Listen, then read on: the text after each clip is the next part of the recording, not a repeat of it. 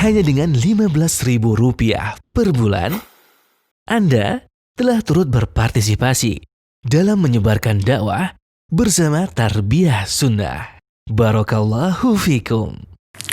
Bismillahirrahmanirrahim.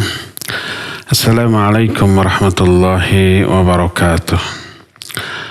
Alhamdulillahirabbil alamin wa bihi nasta'in ala umurid dunya waddin. Wal 'aqibatul muttaqin wa la 'udwana illa 'alal zalimin. Wa asyhadu an la ilaha illallah al-malikul haqqul mubin. Wa asyhadu anna Muhammadan 'abduhu wa rasuluhu shadiqul wa'dil amin.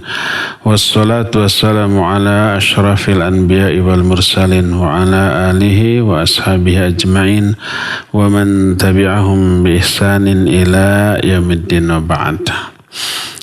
Para pendengar radio Tarbiyah Sunnah Bandung di mana saja Anda berada, para jamaah Majelis Ta'lim Mumtaz Indonesia, para alumni haji ataupun umrah di bawah penyelenggaraan travel Mumtaz ataupun Nasratul Ummah di mana saja Anda berada, juga para pendengar radio-radio lain yang ikut gabung, juga para pemirsa TV manapun, serta para netizen di mana saja Anda berada. Alhamdulillah kembali kita berjumpa untuk melanjutkan kajian kitab Ad-Da'u wad-Dawa. Pada pertemuan yang lalu kita sudah menjelaskan dampak buruk dari dosa. Sudah ada 7 poin yang kita bahas. Nah, kita lanjut. Salah satu di antara dampak buruk dosa adalah hirmanut ta'ah. Terhalangnya kita dari ketaatan. Ingat bahwa dosa dan maksiat selain memberikan efek buruk yang sudah diterangkan pada pertemuan yang lalu, juga menyebabkan kita ini tercabut hidayah dari diri kita. Tadinya kita taat, tadinya kita itu melaksanakan ibadah, amal soleh secara rutin. Tapi sekali kita berbuat dosa dan maksiat, minimal satu ketaatan akan tercabut dari diri kita. Semangat dan keinginan untuk melakukan ketaatan itu hilang, musnah dari diri kita. Dan inilah yang disebut dengan sebutan fujur.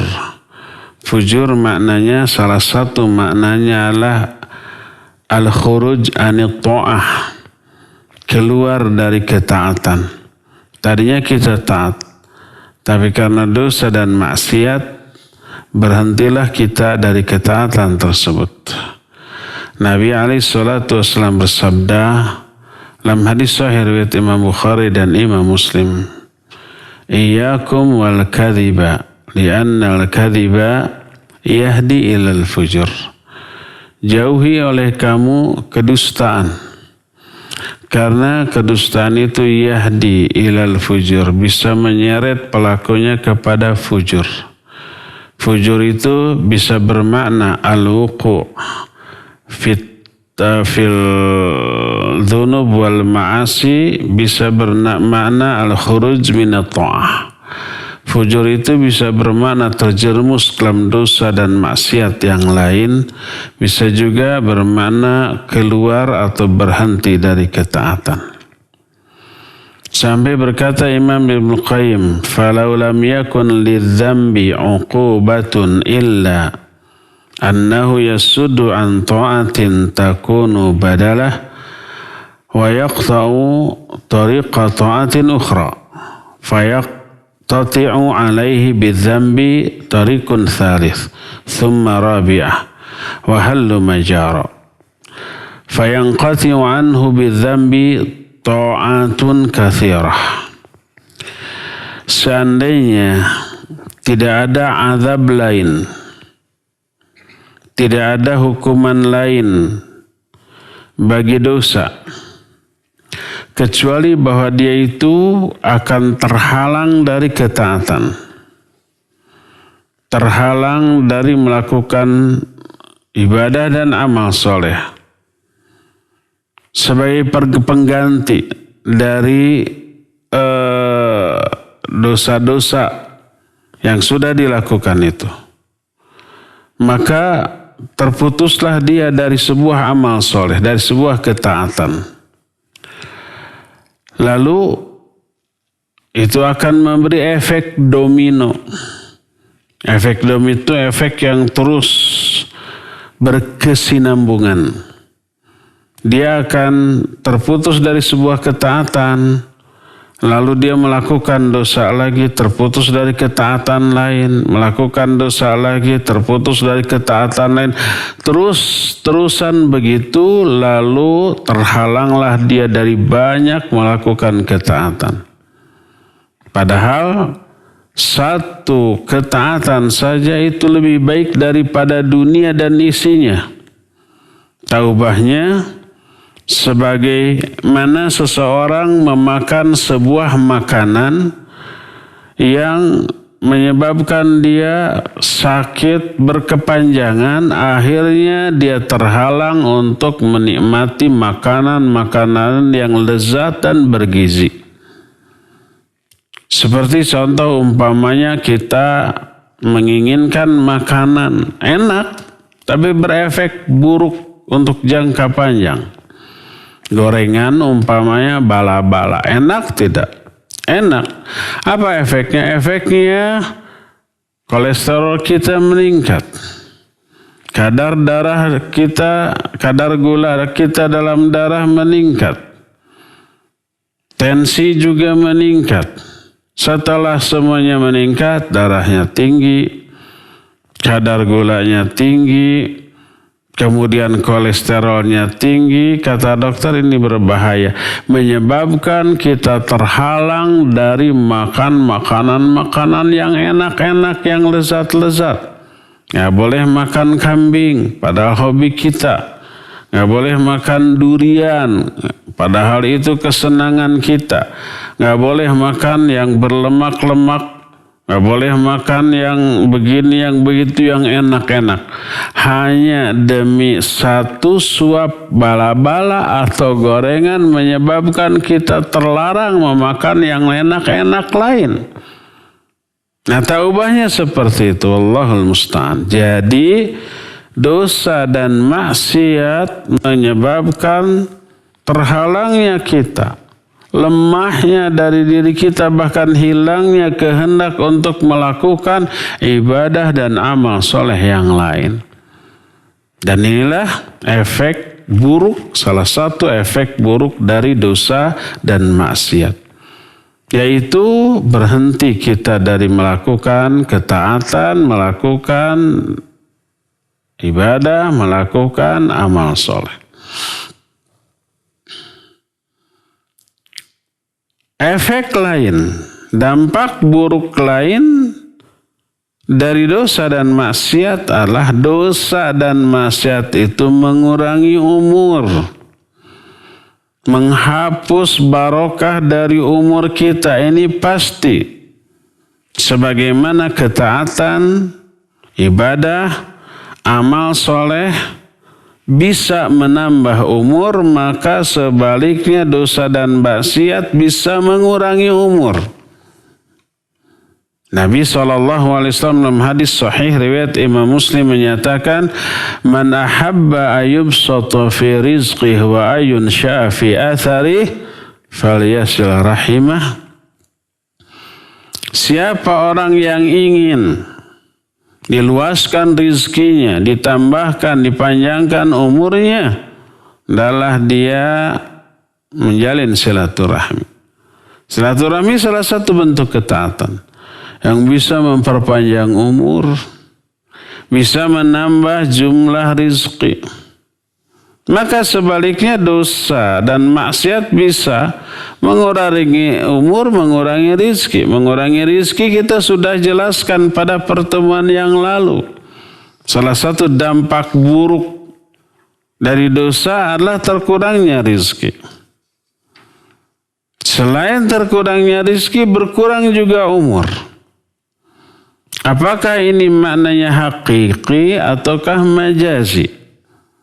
Mana hakiki itu makna yang sebenarnya umurnya harusnya 80 tahun, tapi karena dosa dan maksiat akhirnya jadi 60. Itu hakiki. Ataukah majazi? Majazi itu artinya hanya kata-kata kiasan semata-mata. Dalam masalah ini para ulama ikhtilaf.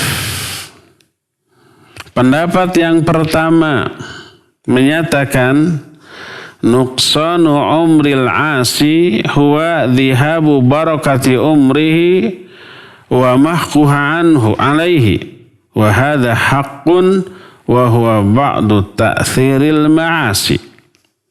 Pendapat yang pertama, yang dimaksud maksiat mengurangi umur adalah mengurangi barokah dari umurnya, hilangnya, terhapusnya barokah dari umurnya. Umurnya tetap sekian.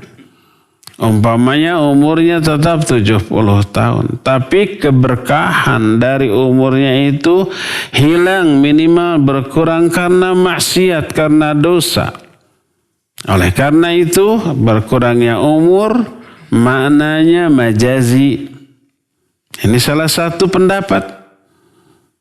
Ini salah satu di antara dampak buruk dari dosa, yaitu hilangnya barokah dari umur kita. Ini mana yang pertama.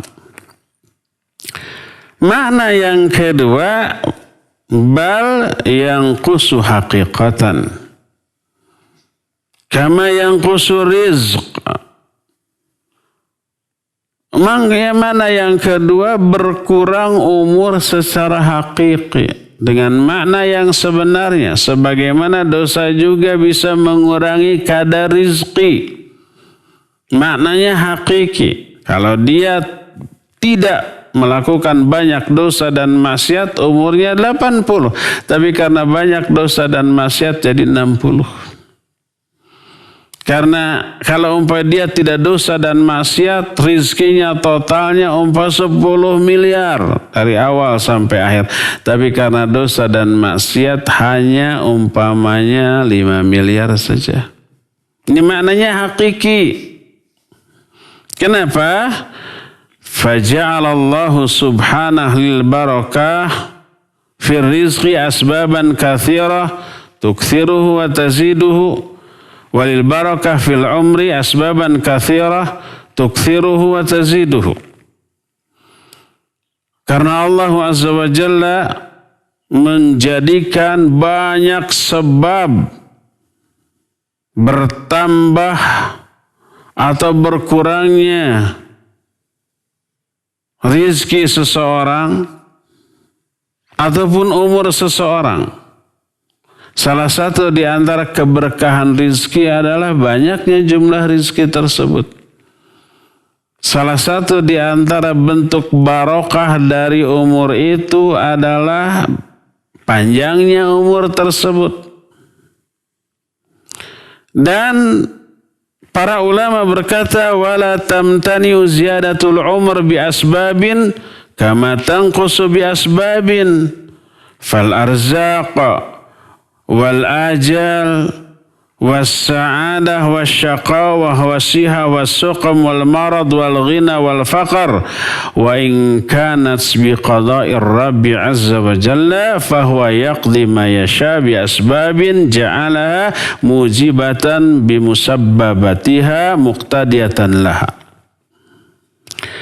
Kata para ulama, tidaklah keliru, tidaklah salah bertambahnya umur itu karena sebab-sebab tertentu, sebagaimana berkurangnya umur juga karena sebab-sebab rizki, ajal, bahagia, menderita, sehat atau berpenyakit, kaya atau miskin. itu penyebab bertambah atau berkurangnya umur, bertambah atau berkurangnya rizki.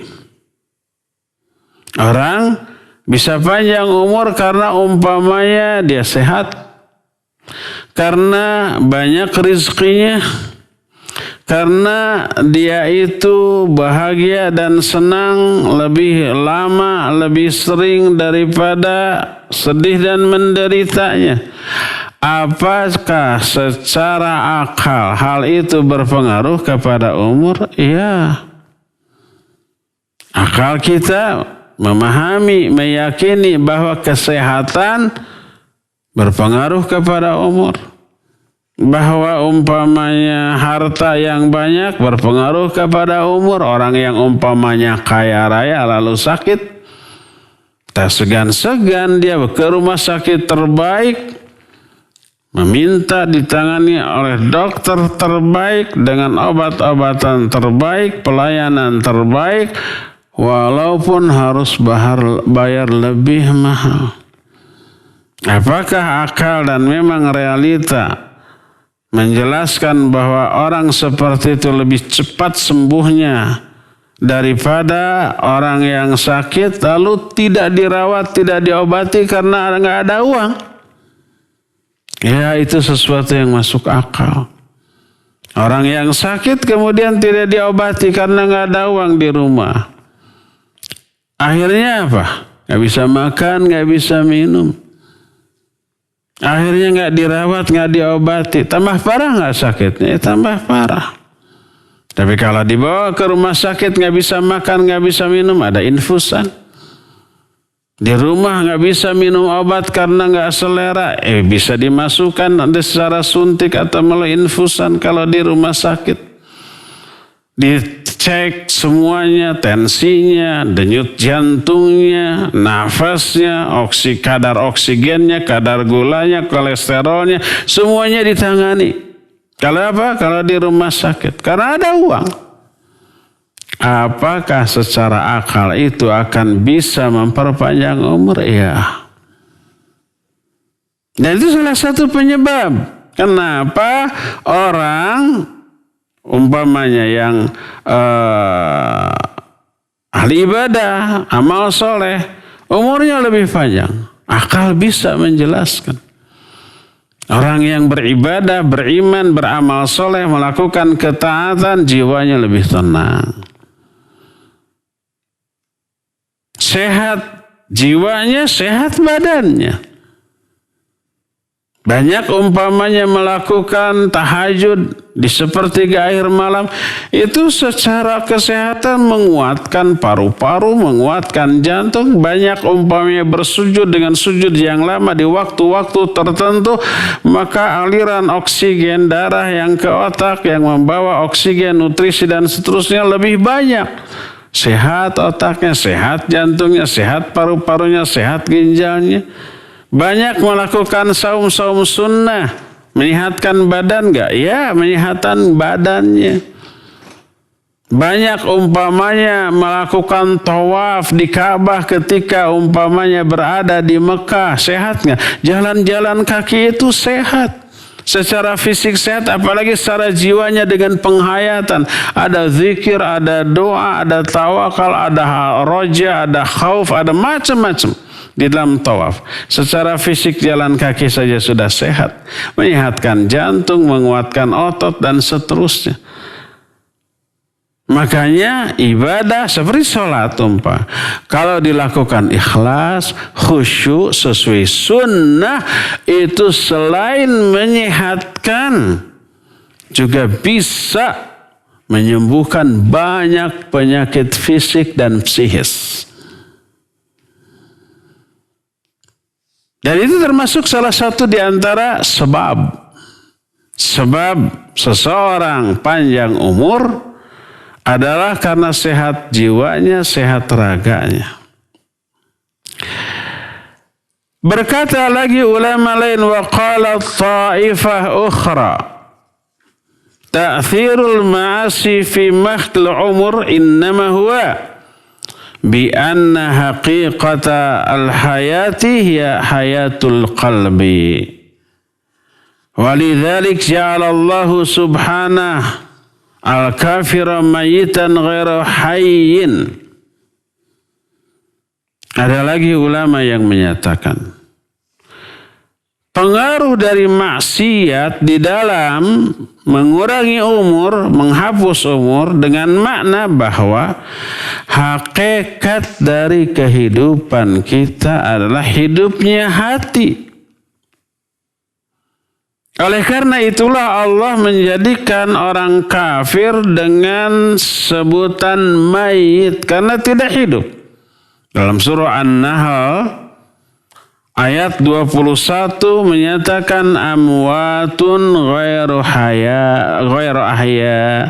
Mereka itu mayit-mayit yang tidak hidup.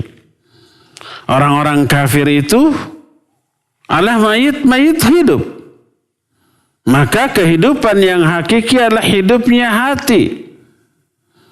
Umur manusia sangat tergantung dari masa hidup dan tidak ada umur kecuali waktu-waktu hidupnya digunakan untuk beribadah kepada Allah Azza wa Jalla.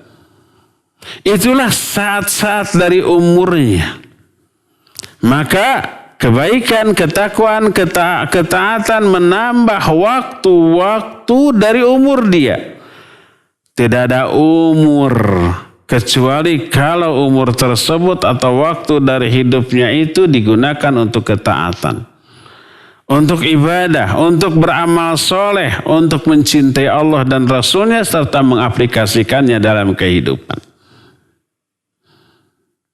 Oleh karena itu seorang penyair menyatakan laisa man mata fastaraha bimayyitin wa innamal maitu maitul ahya.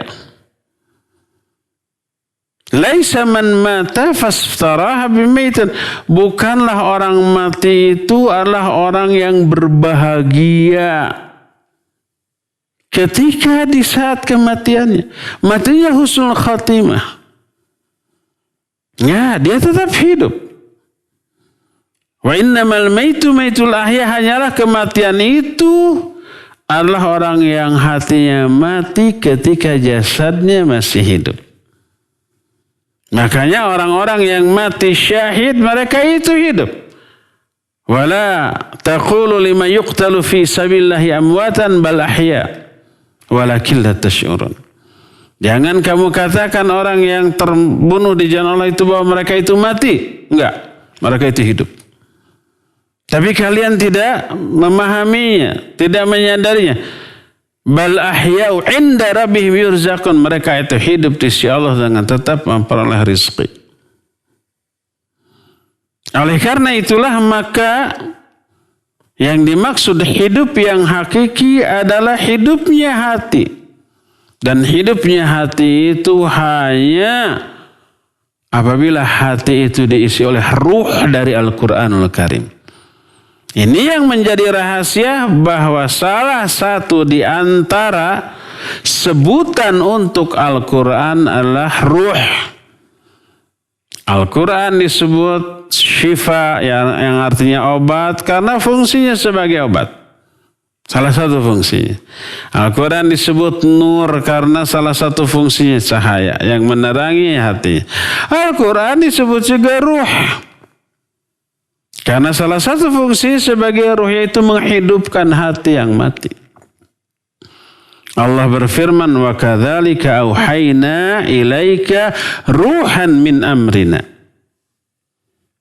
Demikianlah kami wahyukan kepada engkau hai Muhammad ruh dari sisi kami. Kami wahyukan kepadamu ruh, artinya kami wahyukan Al-Quran. Kami wahyukan Al-Quran kepadamu. Al-Quran ini disebut ruh dalam ayat ini karena fungsi seperti ruh, menghidupkan hati. Ya ayyuhalladzina amanu stajibu lillahi walirrasuli idza da'akum lima yuhyikum. Hai orang-orang yang beriman, penuhi oleh kalian seruan Allah dan Rasul-Nya bila Allah dan Rasul-Nya mengajak kalian kepada apa-apa yang akan menghidupkan hati kalian, yaitu Al-Quran dan Sunnah. Jadi hakikat dari kehidupan adalah hidupnya hati. Dan hati hanya hidup dengan ketaatan, dengan ibadah, dengan amal soleh. Inilah yang dimaksud dengan bahwa taat menambah umur. Dosa dan maksiat mengurangi umur. Karena dosa dan maksiat mematikan hati.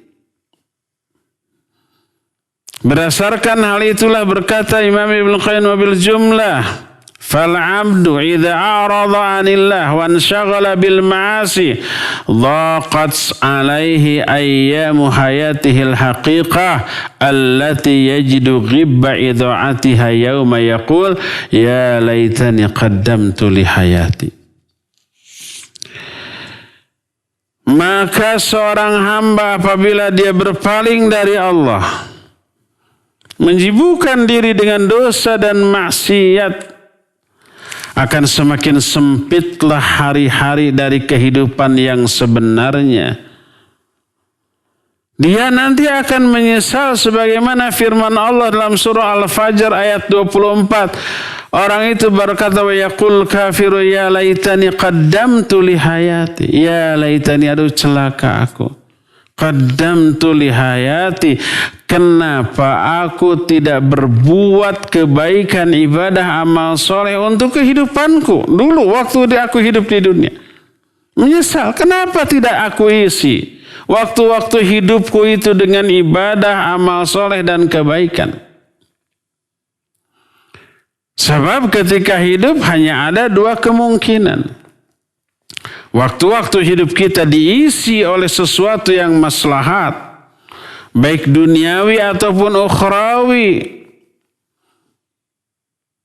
atau diisi dengan perkara-perkara yang madarat, yang membahayakan baik dunia kita ataupun akhirat kita. Ketika waktu-waktu hidup kita diisi oleh dosa dan maksiat, otomatis jatah waktu untuk diisi dengan taat dan ibadah semakin sempit, semakin berkurang. Ini yang dimaksud dengan dosa itu mengurangi umur. Karena usia kita ini harusnya diisi dengan ibadah, amal soleh dan ketaatan, malah dikurangi oleh dosa dan kemaksiatan. Umpamanya 70 tahun dari usia hidup kita. Apa mau diisi oleh taat atau oleh maksiat? Ketika diisi oleh taat, itulah waktu hidup yang sebenarnya. Ketika diisi oleh maksiat, berarti waktu yang harusnya diisi ketaatan berkurang tuh. Karena malah diisi oleh dosa dan maksiat. Jadi itu yang dimaksud dengan umur. Umur kita adalah saat hidup yang diisi oleh ketaatan, oleh ibadah, oleh kebaikan, oleh amal soleh. Itulah umur kita. Ketika waktu hidup kita diisi oleh dosa dan maksiat, berkuranglah umur kita. Maknanya berkuranglah waktu untuk melakukan ketaatan, ibadah, dan amal soleh tersebut. Wasirul mas'alah, rahasia dari masalah yang sedang kita bahas, anna umral insan muddatu hayatih wala hayata lahu illa bi iqbalihi ala Allahi wa tana'um bi hubbihi wa dzikrihi wa ithari mardhatih. Bahwa umur manusia adalah masa-masa hidup yang diisi oleh ibadah. Tidak ada kehidupan dalam usia kita kecuali dengan menghadap kepada Allah, merasakan kenikmatan ketika mencintai Allah, ketika berzikir kepada Allah, dan ketika lebih memprioritaskan keridhaan Allah Subhanahu wa taala. Itulah yang dimaksud dengan umur. Itulah yang dimaksud dengan usia. Umur kita, usia kita adalah saat hidup yang diisi oleh ibadah dan amal soleh. Ketika waktu hidup diisi oleh dosa dan maksiat, terkuranglah umur kita, terkuranglah saat untuk beribadah, beramal soleh dan berbuat kebaikan. Inilah yang dimaksud dengan bahwa dosa itu mengurangi umur. Bahwa kemaksiatan itu adalah mengurangi jatah usia kita. Karena umur hakikatnya adalah saat hidup yang diisi oleh ibadah, ketaatan, dan amal soleh. Inilah efek yang ke-9 dari dosa. Dosa maksiat itu mengurangi umur kita. Kita lanjut ke poin yang ke-10. Biar genap.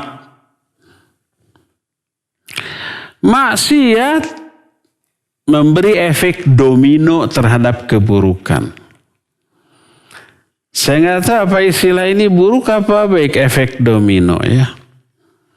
Tahu kan kartu domino ya?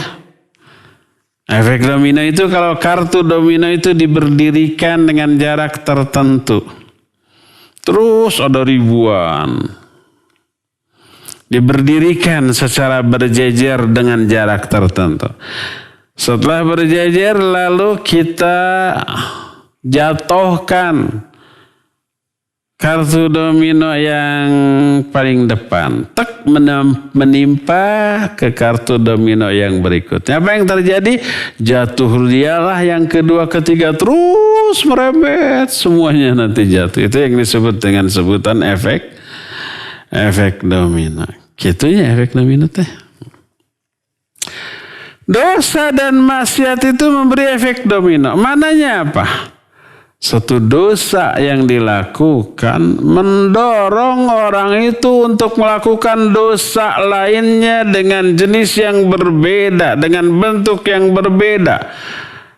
Dosa yang kedua mendorong untuk melakukan dosa ketiga, keempat, terus akhirnya banyak dosa yang dilakukan dengan kadar yang jauh lebih besar. Ini yang dimaksud dengan sebuah peribahasa dalam bahasa Arab. Bahwa al-ma'asi baridul kufr.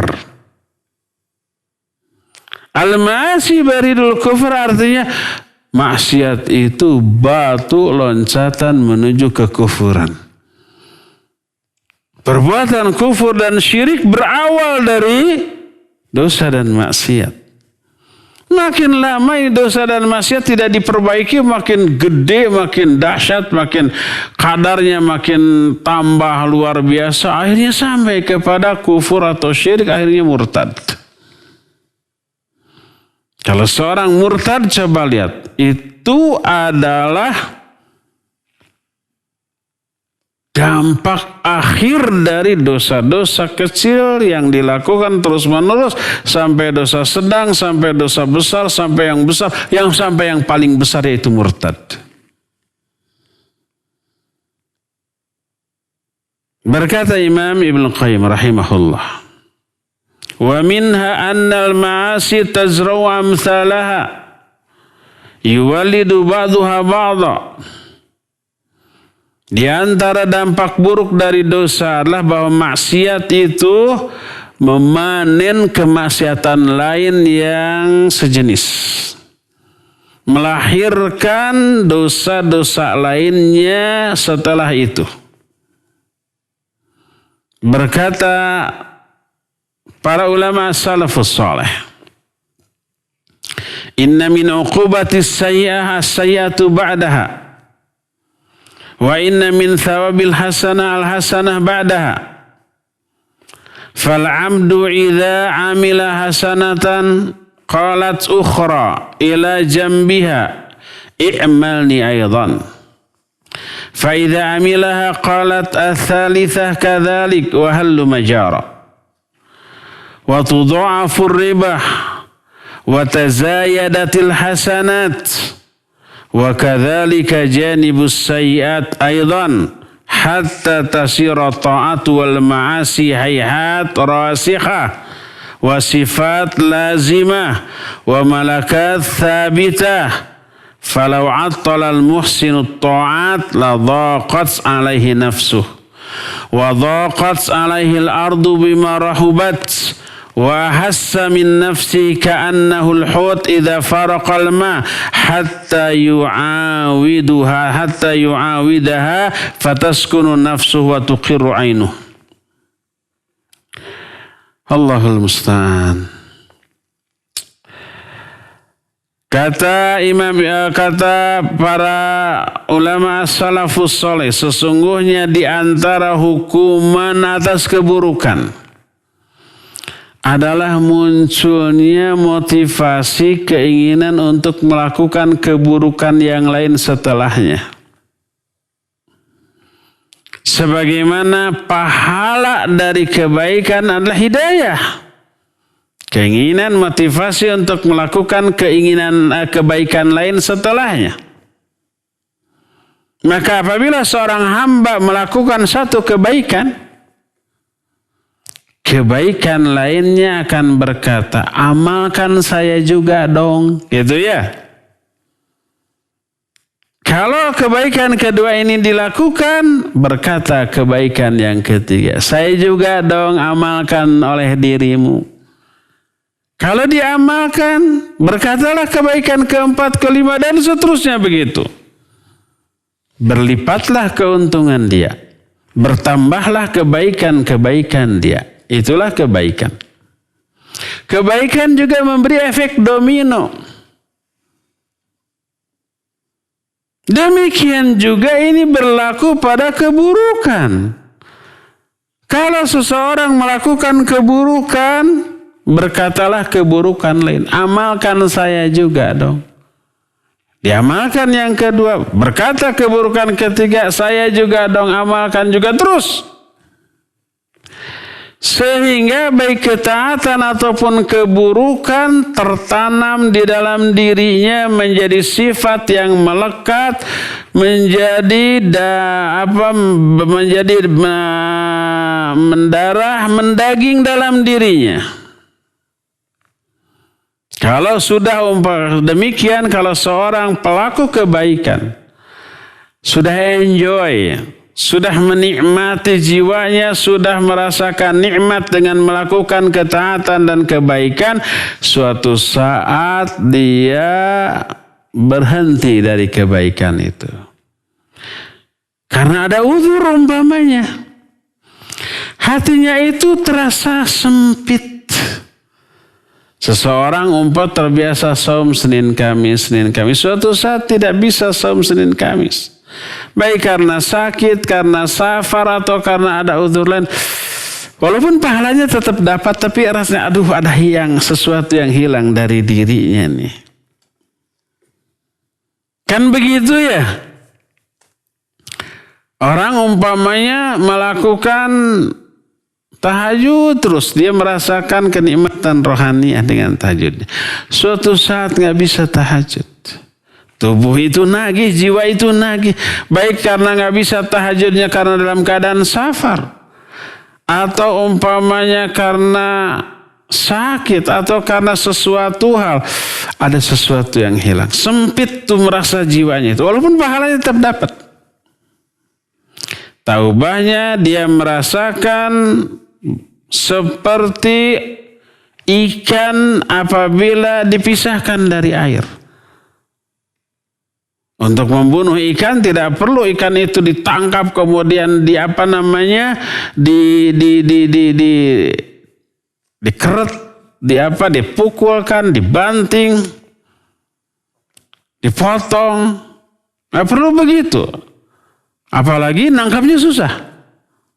Coba kejar-kejar ikan tuh di kolam. Susah.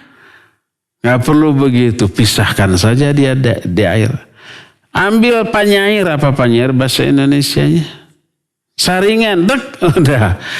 Dipancing, lemparkan aja umpama makanan gitu. Kalau umpamanya kita sudah digini-gini saringannya susah dia tuh.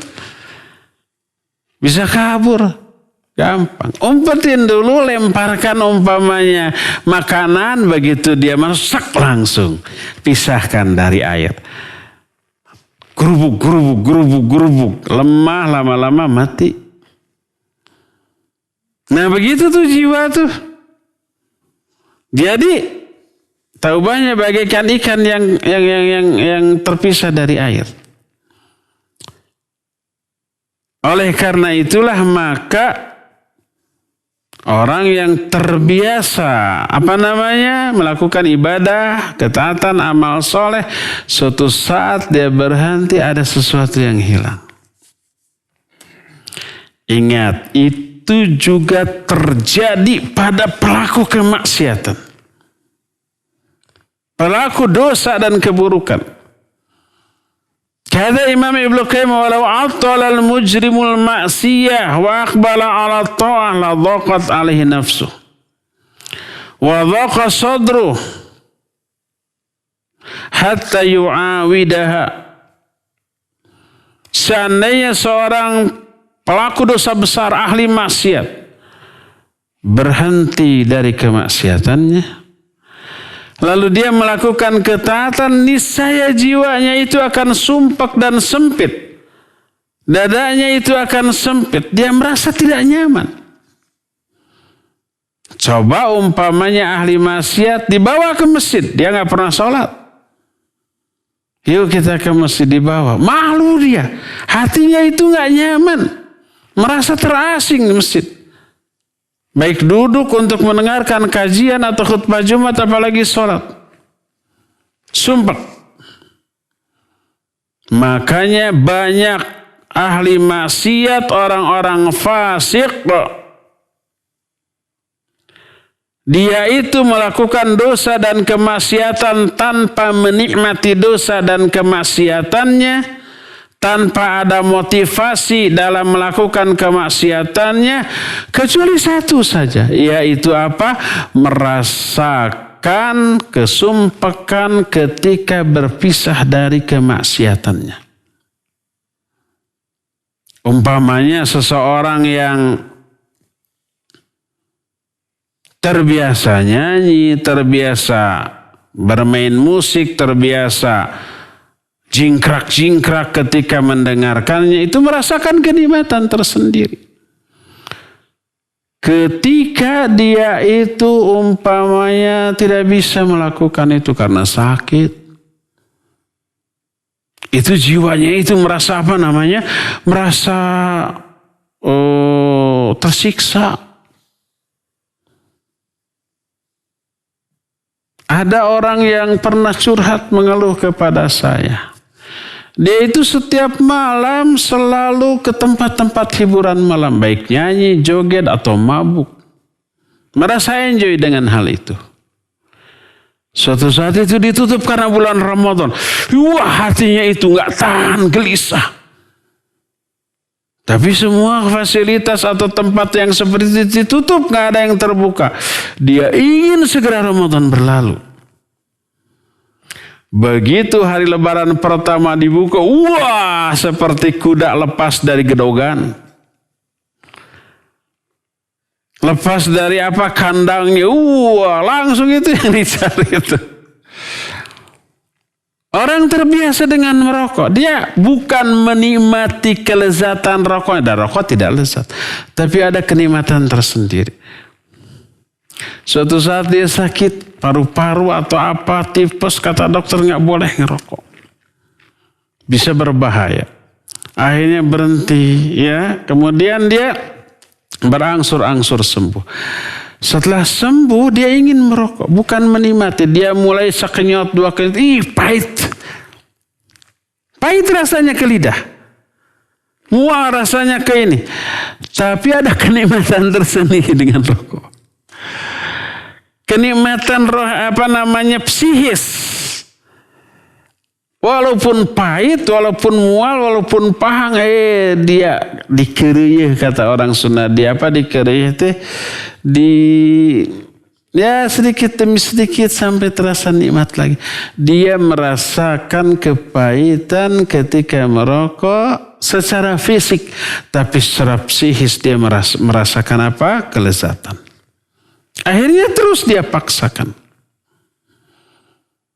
Oleh karena itulah maka orang yang terbiasa dosa dan maksiat lalu berhenti dari dosa dan maksiat, dia merasakan penderitaan secara psikis walaupun dosa dan maksiat itu terasa pahit di fisik dia. Merokok merasa pahit, minum terasa pahit, tapi jiwanya lebih tersiksa apabila dia jauh dari itu. Seorang penyair, nama aslinya adalah Al-Hasan bin Hani, tapi lebih dikenal dengan sebutan Abu Nawas. Abu Nawas ini real nyata. Tapi dalam benak kita dulu membaca Abu Nawas itu seolah-olah bodor seperti si Kabayan dalam budaya Sunda kan gitu ya. Padahal lebih terkenal sebagai seorang penyairnya. Syair yang terkenal yang sering dikumandangkan di masjid-masjid dengan dilagukanlah Ilahi lastu firdausi ahlan wala aqwa ala naril jahim. Ya Allah, aku tidaklah layak menjadi penghuni surga firdausmu, tapi aku pun tidak kuat kalau harus masuk neraka jahim. Itu Abu Nawas. Ada sebaik syair yang cocok maknanya dengan ini, yang kemudian dinukil oleh Imam Ibnu Qayyim rahimahullah. Abu Nawas ini wafatnya tahun 198 Hijriah dan biografinya ditulis oleh para ulama dalam Tarikh Baghdad, ya. Itu biografinya ditulis. Salah satu syairnya menyatakan wa ka'shin syaribtu ala ladzatin wa ukhra tadawaitu minha biha. Ada minuman yang aku minum yang rasanya lezat dan aku berobat darinya dengannya.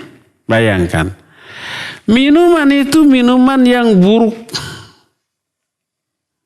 Minuman keras. Ketika diminumnya apa? Lezat.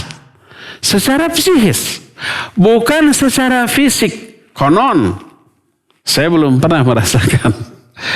Katanya gimana sih rasanya minuman keras sampai orang-orang itu ketagihan, apakah seperti kopi enak gitu ya? Seperti jus gitu. Enggak, pahit, pahang. Enggak enak di lidah, enggak enak di mulut. Tapi efeknya bikin fly. Efeknya itu.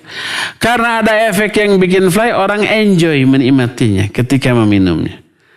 Makanya beda dengan minum kopi ya. Kalau minum kopi kan dinikmati seruput. Aduh, minum teh, minum jus. Kita melihat orang-orang yang minum minuman keras, gitu kan? Gelas kecil kan? Langsung. Tidak dinikmati. Beda kan dengan minum keras. Aduh, dinikmati benar. Minum teh, manis. Minum kopi, manis, enak. Dinikmati benar. Kalau minuman keras, langsung. Tidak dinikmati. Wa ukhra tadawaitu minha biha. Padahal aku tuh dianggap tadawaitu minha biha. Aku mengobati diriku dari itu dengan itu. Dalam kesempatan lain disebutkan wa kanat dawai wa hiya da'in bi'ainiha kama yatadawa syaribul khamr bil khamr.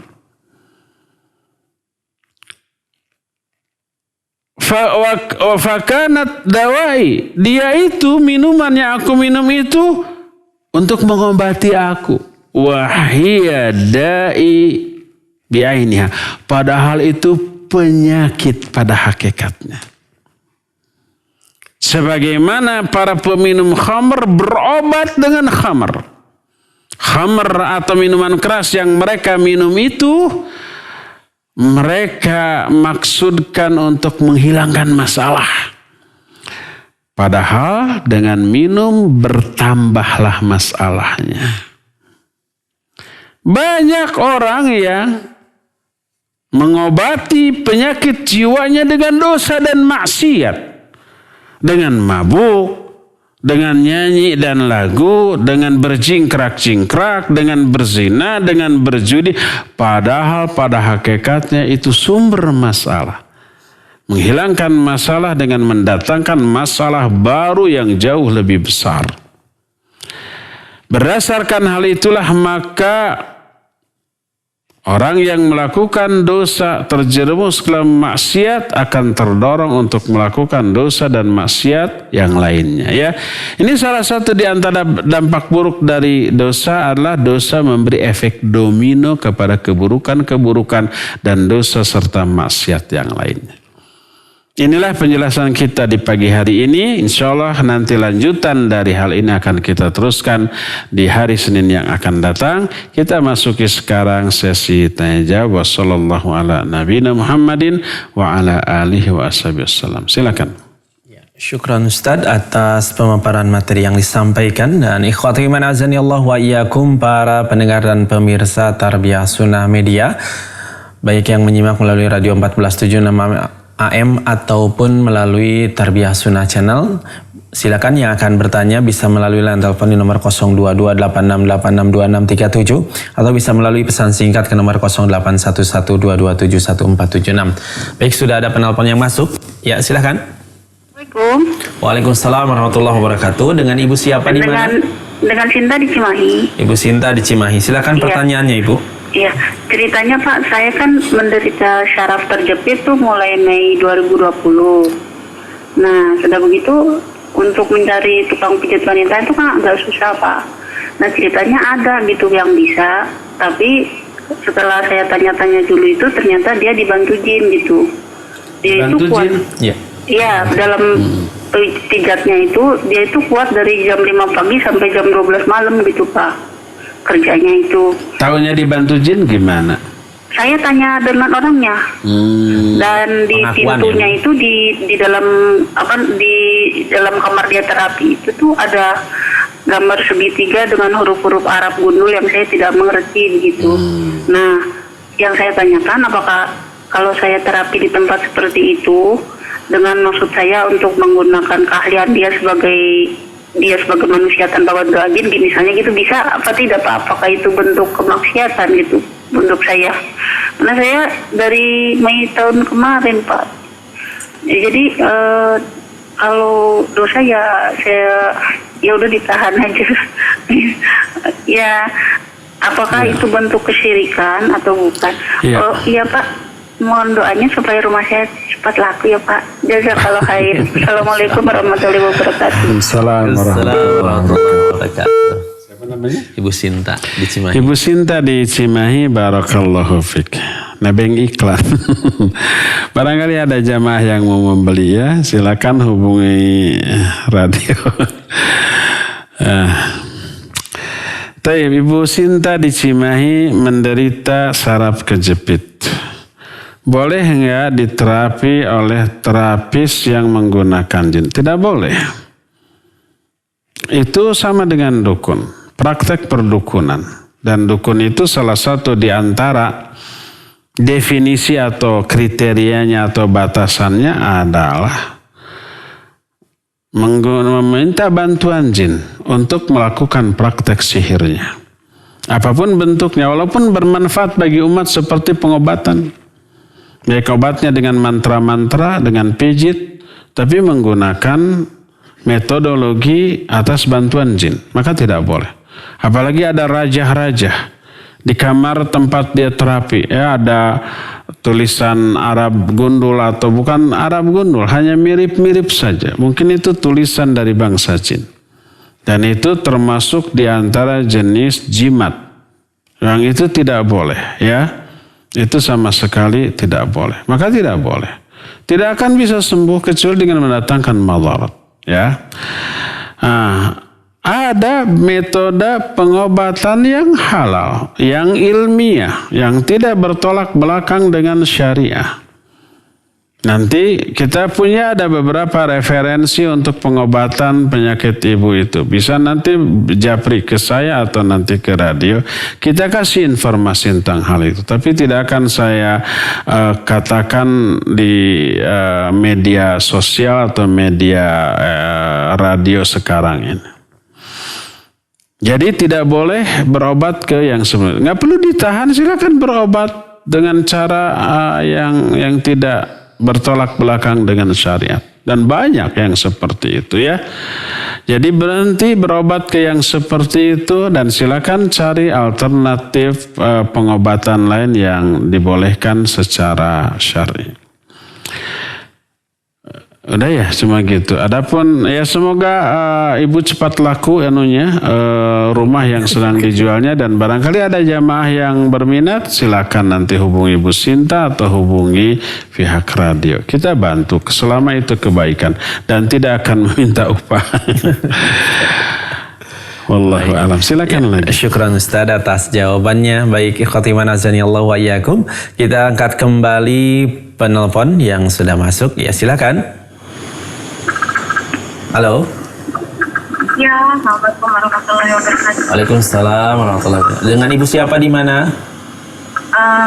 Saya dengan hamba Allah di Makassar. Oh, dari Makassar. Silakan pertanyaannya, Ibu. Ya, bismillahirrahmanirrahim. Ustaz mau tanya. Saya itu rencana mau bangun rumah. Nah, bangun rumah itu karena mendadak, karena kebanjiran. Nah, sumber dari dana untuk bangun rumah ini, suami saya itu bekerja di tempat riba. Saya tuh mintanya bangun rumahnya tuh biasa aja, suami saya belum maksa untuk bangun yang sekalian gitu. Tapi sumber dananya ini yang saya pertanyakan, Ustaz. Maksudnya saya karena seringnya bertengkar menyampaikan untuk dana ini dari riba, terus haram, terus kan dia takutnya nggak berkah. Ya, tapi suami memaksa, jadi saya membaca istri itu harus ikut aja, terus sabar aja. Tapi saya itu khawatir, Ustaz, jadi takutnya bangun rumah, terus tidak berkah, jadinya kemana-mana pikirannya. Terus rencana mau resign nggak jadi gara-gara bangun rumah ini, pikirannya tuh nggak kemana-mana. Itu menurut Ustaz saya kayak gimana ya? Apa saya harus tetap sabar aja kah? Atau ya tetap kekeh untuk bangunnya tuh biasa aja. Maafkan Ustaz, ini saya tanya cuman karena terlalu mengganggu hati gitu. Karena sumber dananya itu. Saya mohon bantuan jawabannya, Ustaz.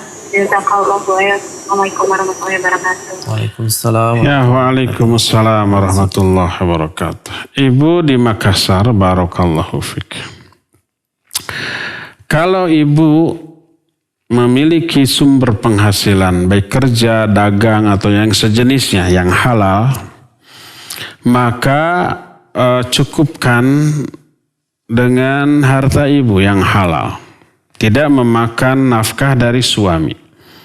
Kalau diyakini suami itu kerja di bank atau di asuransi atau di sumber-sumber haram yang lainnya, ya, maka selama kita mampu memakan yang halal, maka makanlah yang halal. Atau ibu itu punya suami yang sumber penghasilannya lebih dari satu. Ada yang haramnya, ada yang halalnya. Niatkan ambil dari sumber yang halalnya. Umpamanya selain bekerja di bank, umpamanya ada sampingan lain yang halal. Baik jualan atau umpamanya sehabis pulang kerja ada pekerjaan lain yang halal. Maka ambil dari gaji yang halalnya. Dan berlepas diri dari yang haramnya. Setelah berusaha menyampaikan nasihat peringatan kepada suami tentang wajibnya resign dari pekerjaan yang riba tadi, ya. Tapi kekeh tidak mau. Karena faktor keimanan. Mungkin dia tahu itu betul haram, tapi gimana lagi? Imannya yang nggak mampu untuk meninggalkan yang tadi, ya. Jadi pertama, kalau suami ada sumber yang halal, niatkan ambil dari sumber yang halalnya. Kedua, kalau nggak ada sumber yang halal, semuanya haram, dan ibu punya penghasilan tersendiri baik dari jualan atau mungkin ibu pekerja juga, karyawati juga, maka hanya makan dari sumber yang ibu dapat. Jangan sekali-kali ngambil walaupun 1 sen dari harta suami. Biayai juga anak dari hasil yang halal tadi, ya. Itu kalau yang kedua. Ketiga, sekarang sama sekali nggak ada sumber suami, hanya dari yang haram. Ibu sendiri sebagai istri tidak memiliki penghasilan apa-apa. Murni ibu rumah tangga, turut suami. Nggak punya usaha. Semuanya dari suami. Bagaimana yang harus ibu lakukan? Ini pernah juga ditanya kepada para ulama. Di antara Syekh Al-Albani rahimahullah, yang ditanya oleh seorang anak yang ayahnya bekerja di sebuah instansi yang haram secara syar'i. Waktu itu diperpajakan. Beliau menjawab, kalau anak itu mampu mencari penghasilan sendiri, maka carilah. Kalau tidak mampu, karena sistem, dia nggak bisa bekerja karena belum diizinkan bekerja oleh sistem yang ada umpama, dan tidak memungkinkan.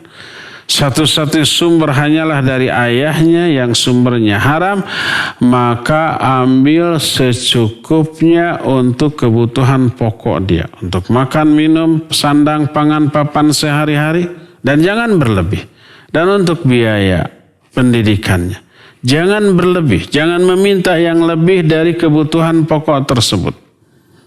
Sampai dia mampu berlepas diri dari itu, selesai kuliahnya, kemudian bekerja mencari uang sendiri. Ya, nah, demikian juga bagi istri. Istri itu wajib turut suami. Maka silakan istri mengambil ala kadarnya dari harta yang diberikan suami.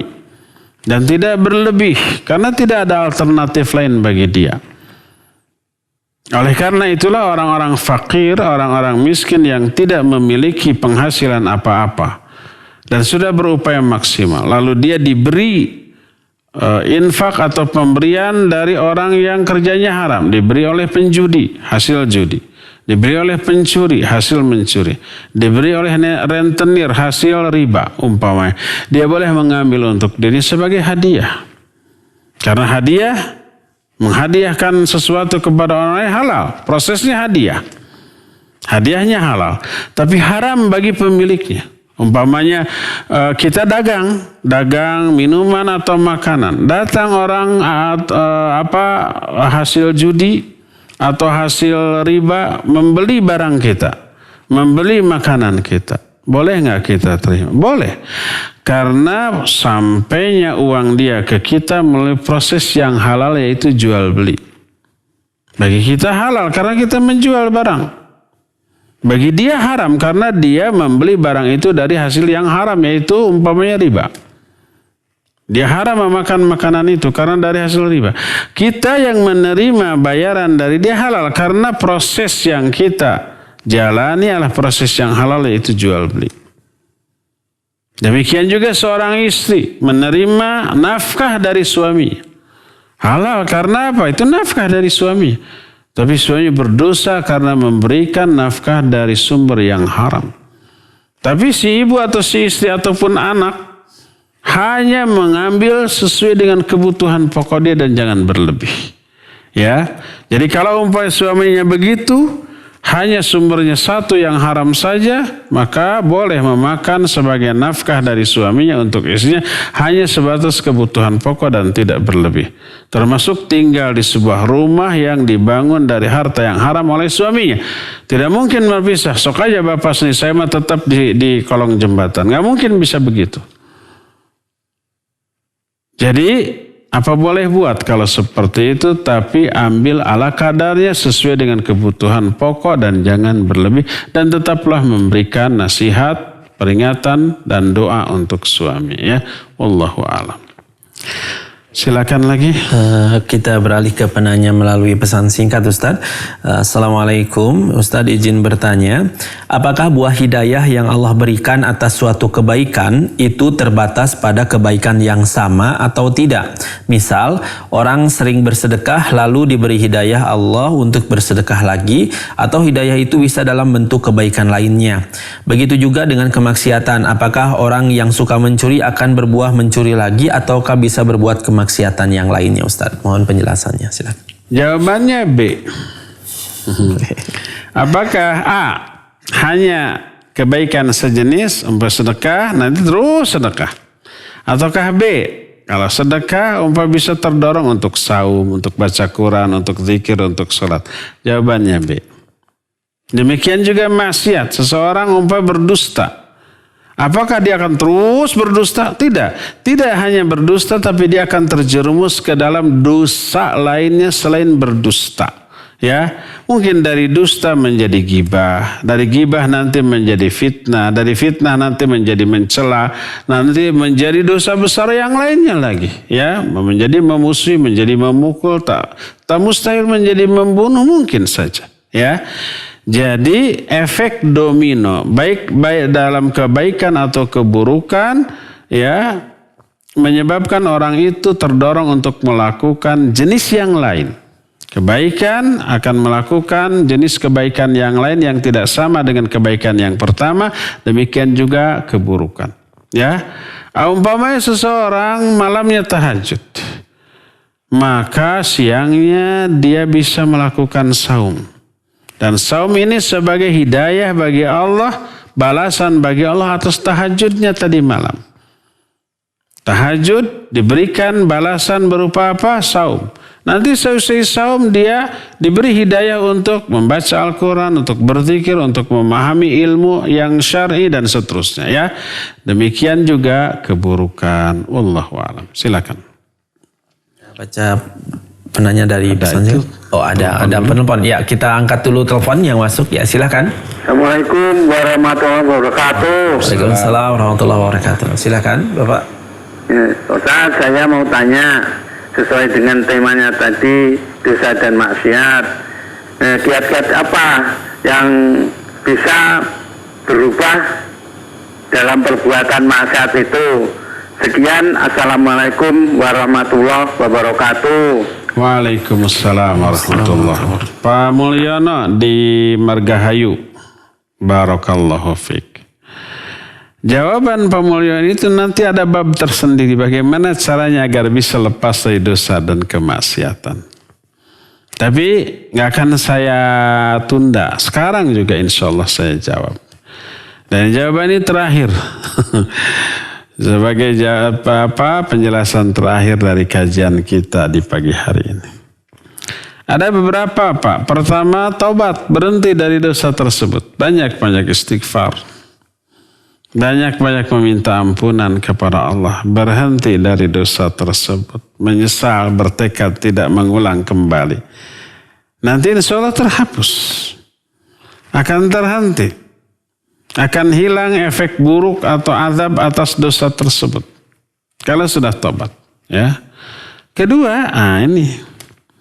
Lakukan amal baik sebagai lawan dari amal buruk yang ingin kita tinggalkan. Umpamanya kita hobi sesuatu yang sifatnya dosa maksiat. Seperti merokok, seperti mabuk, seperti judi. Itu kan menyenangkan ya. Ingin tobat, tapi susah. Bagaimana caranya? Coba lakukan banyak kebaikan. Banyak ibadah, banyak amal soleh. Coba memperbanyak sholat. Memperbanyak saum sunnah selain saum fardu. Memperbanyak baca Al-Quran, memperbanyak zikir, memperbanyak sedekah. Memperbanyak kemuliaan akhlak kepada sama manusia, banyak menolong. Nanti insya Allah hidayah Allah akan turun, iman terkuatkan. Nah, setelah terkuatkan maka dorongan tobat akan gede dan nanti insya Allah motivasi untuk meninggalkan itu akan lebih besar. Lakukan kebaikan sebanyak mungkin.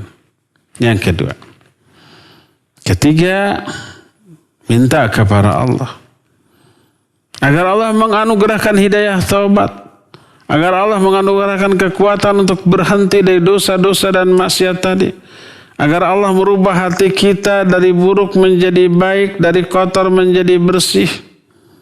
Allahumma ati nafsi taqwaha wa zakkiha anta khairu man zakkaha anta waliyuha wa maulaha. Banyak doa-doa yang diajarkan oleh Rasulullah sallallahu alaihi wasallam. Allahumma inna nas'aluka fi'lal khairat wa tarkal munkarat wa hubbal masakin wa an taghfira lana wa tarhamana fa idza aradta fitnata qaumin fatawaffana ghaira maftunin. Ya. Allahumma aslih li dini allati hiya ismatu amri wa aslih li dunyaya allati fiha ma'ashi wa aslih li akhirati allati fiha ma'adi, dan seterusnya. Itu doa-doa dari Rasul sallallahu alaihi wasallam. Maka itu akan membantu. Itu yang ketiga.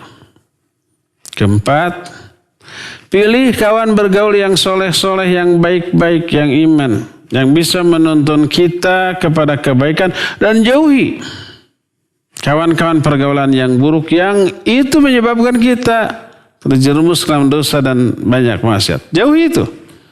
Al-maru ala dini khalili falyanzur ahadukum may yukhalil. Seorang itu agamanya sangat bergantung, sangat dipengaruhi oleh agama kawannya. Hendaklah dia memperhatikan dengan siapa dia berkawan. Al-maru man ahabba. Seorang itu akan bersama-sama orang yang dicintai. Oleh karena itulah minimal lakukan 4 ini, Pak, ya. Insya Allah akan Allah bimbing untuk meninggalkan dosa dan maksiat serta kebiasaan buruk yang lainnya, dan akan terarahkan kepada pribadi yang jauh lebih baik daripada sebelumnya, ya. Inilah kajian kita di pagi hari ini, cukup sampai di sini. Insyaallah kita akan jumpa lagi di hari Senin yang akan datang. Subhanakallahum bihamdik asyhadu an la ilaha illa anta astaghfiruka wa atubu ilaik. Alhamdulillah rabbil alamin. Assalamualaikum warahmatullahi wabarakatuh.